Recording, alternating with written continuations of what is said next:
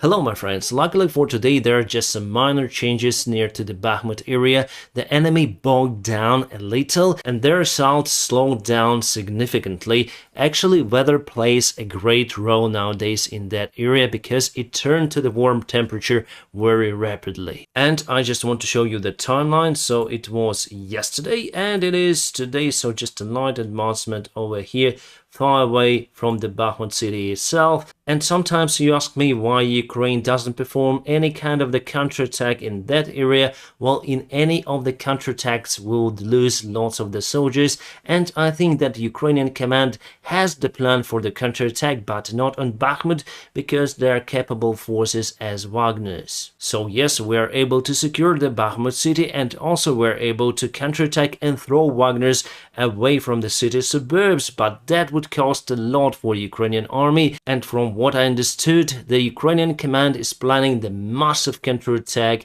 this spring. Then the temperature would rise higher, up to 20 degrees. Then the soil will be more solid and will be able to withstand the weight of the heavy tanks, and that counterattack will happen on the south. My friends, before we continue with the Bakhmut and the latest news, let me introduce you the friend of my channel and the long-term partner, the Atlas VPN. The sponsor for today's video is Atlas VPN. What it basically does is that it encrypts my data and all of my devices are out of reach by government, by annoying ads and also hackers. It is very important for me because once my aviation channel Pilot Blog was hacked, then I used the public Wi-Fi. Here with Atlas VPN you have warnings if someone would try to reach your device. So then I got those warnings, I usually cancel the Wi-Fi connection. And yes, as you probably know, I'm the airline pilot, and before this war I used to travel a lot, and then you went to the countries where the Viber is blocked. For example, United Arab Emirates, you cannot call from Viber, but using the Atlas VPN I may change my virtual location and may call from any kind of country, as well as Netflix. Some of the content is not available for some of the countries, so using Atlas VPN may open you new borders for the streaming services as Netflix. And by changing your virtual location on Atlas VPN, you may purchase the airline ticket with great discount, as well as booking apartments for your holidays somewhere. I highly recommend you to check out the link in the video description just below, where you can have the 3 years offer for just $183 per month, and that is how you can get 83% of discount and together with 3 months for free. This is limited offer available for my personal link, so go ahead and grab it. My friends, this product is really awesome. Atlas VPN helps a lot to Ukrainian people and Ukrainian army. Recently, around 1 month ago, they participated the huge event where the funds were collected to buy the special radars for Ukrainian army. So Atlas VPN,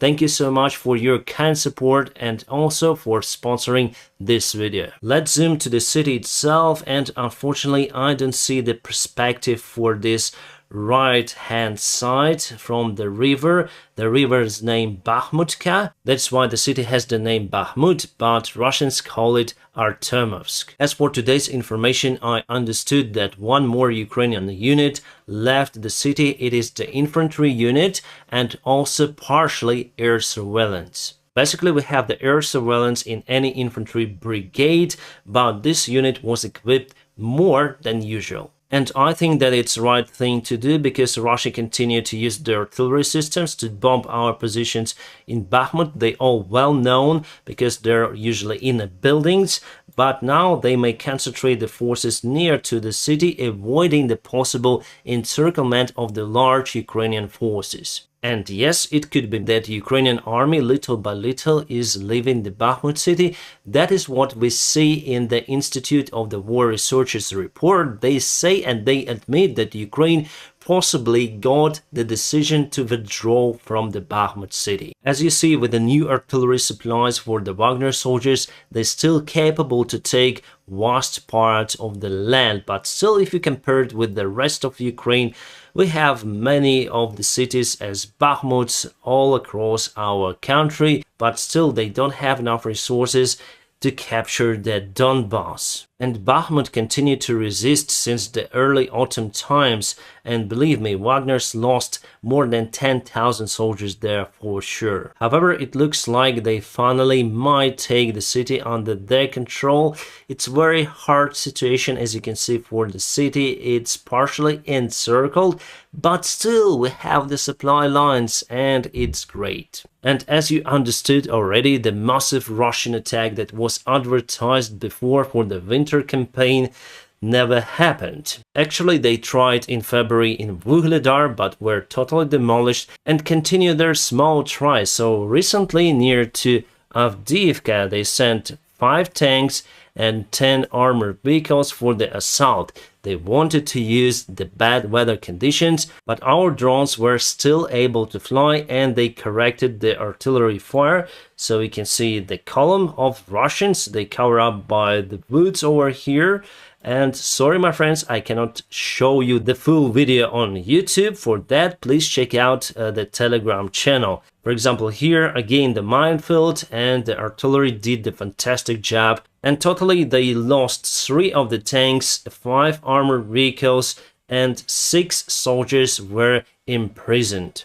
It means that 2 of the tanks and 5 BMPs escaped that attack to their own positions. But still, they've lost a little bit more than 50% of their armored vehicles that took part in this assault. It seems like they never learn from their own mistakes, and Russia was very capable in Syria, for example. Then it was the open air for the Russian aviation, and as you can see, if the opposition side has the air defense systems, Russia rarely uses aviation to cover their tanks. And without the air superiority, the result is the same for Russia. I wonder when it happened that the Russian army degraded to such a low level. Here we speak about the regular Russian armed forces, not the Wagner group, because they have better equipment, more supplies and motivation. But still, Wagner is not capable to break the deal for Russians. Strategically, they are losing this war. Because this war is not about Bakhmut, it's about resources. And Russia here is losing resources. Ukraine gets more and more resources from allies. For example, we'll have more Challenger 2 tanks supplied to Ukrainian army. Before it was agreed for 14 tanks, and now we speak about 28. Plus, we'll have more artillery systems from the Great Britain, and it plays a huge role on the front lines and for the future counterattack. It was reported about the fake British intelligence report today. Actually, Russian bots created the similar note as British intelligence publishes on their website. But here we have the information that there is the big trade between Western countries and Russia. So Russia may give up the Kherson region together with Zaporizhia and get control over the Donbas and not lose Crimea, but it is fake. So this is the true report from the 4th of March, and here they say that Ukraine defense in Donbas town of Bakhmut is under increasingly severe pressure, and also that Ukraine is reinforcing the area with elite units. And Ukraine has destroyed 2 of the important bridges. We're gonna speak about it later in this video. And yes, the supply routes for Ukrainian army are limited. So yes, basically Ukraine destroyed 2 of the railroad bridges. One is here, the other one is over here. Why we do it? Because Russia uses the railroads as the main supplies for their army. Their total supply logistics was built to use the railroads, and by blowing up the bridges we may slow down the further advancement of the Russian army in the region. It is unfortunately one of the signs that the Ukrainian army might leave this area. Ukraine asks the European Union to provide 250,000 artillery shells per month. The number is huge, but you know, during the summertime, Russia used around 60,000 shells per day, just imagine, and now they use around 15,000. But Ukraine usually fires around 110,000 shells per month. And totally for the counterattack missions, Ukraine needs more shells, around 356,000 of them per month. Wow, I think this number is very close to the World War.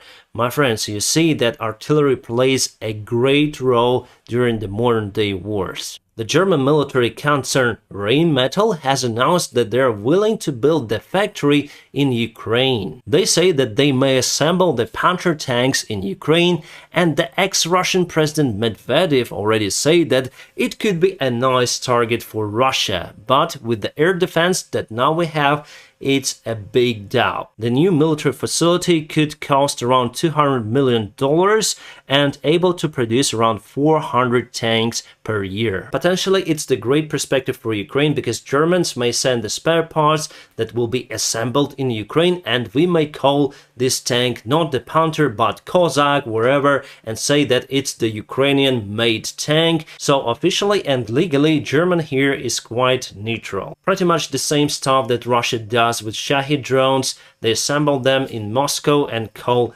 Giran 2 or something, but really it's the Shahid drone. There were some of the exercise in the United States military base in Germany, where Ukrainian command together with the Western allies played some sort of the different scenarios for the future counterattack. So I'm quite optimistic about our army, and soon you're gonna see more interesting news about Ukraine counterattacks.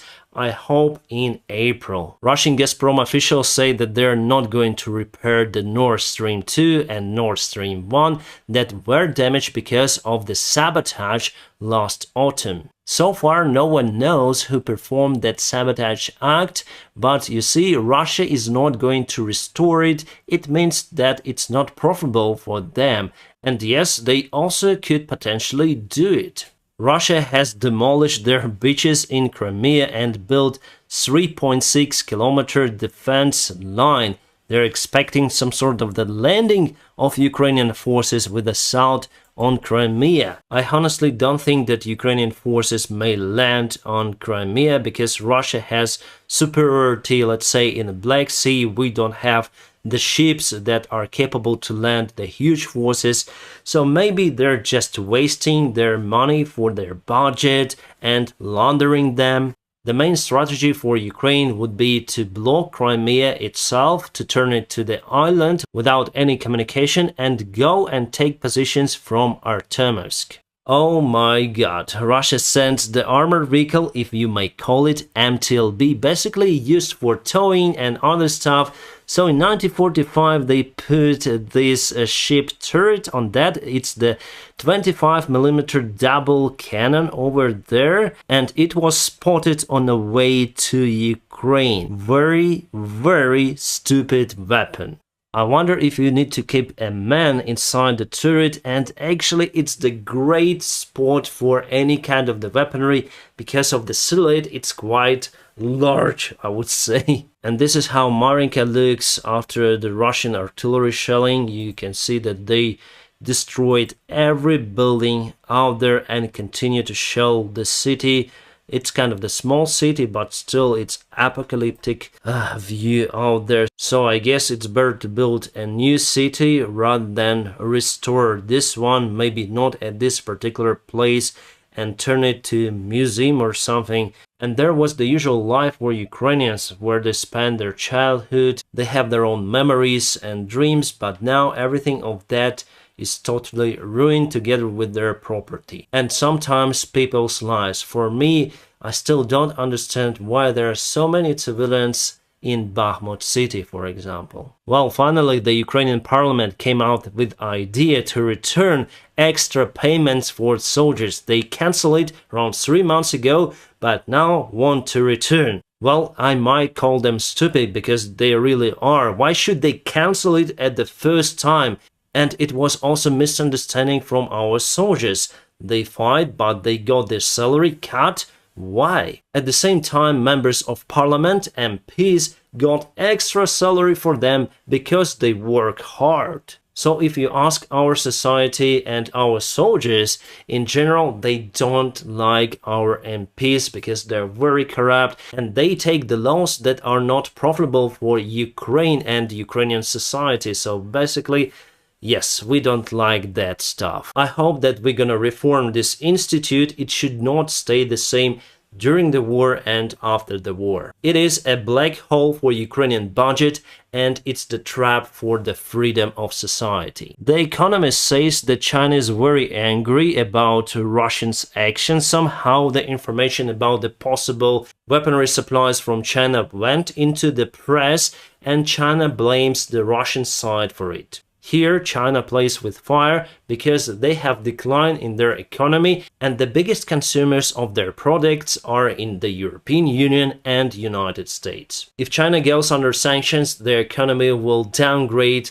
as it was 30 years ago. Plus, the United States with allies in Pacific region may easily block the largest Chinese ports for access to Pacific or Indian Oceans. My friends, now press the like to this video and don't forget to check the link for the Atlas VPN.